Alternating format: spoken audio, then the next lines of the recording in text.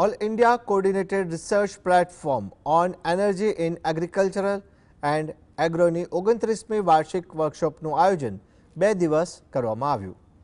આણંદ ખાતે આયોજિત આ 3 દિવસીય વાર્ષિક વર્કશોપનો શુભારંભ રાજ્યના કૃષિ મંત્રી જીતુ વાઘાણીએ કરાવ્યો હતો.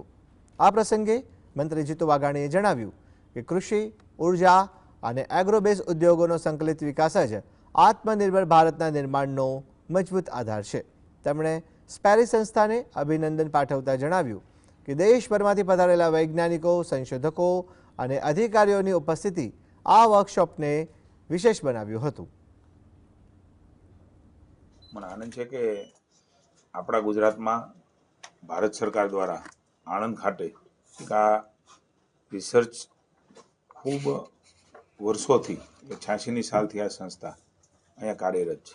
ખેતી, વિજ્ઞાન અને નીતિ આ તમામ પ્રકારે આપણી વ્યવસ્થામાં કેવી રીતે વધારે સરળતા રહે એ પ્રકારના અનેક રિસર્ચો અહીંયા જોઈને મને આનંદ થયો છે ને એની આગામી દિવસોની અંદર પણ ઘણા બધા રિસર્ચો થઈ રહ્યા છે.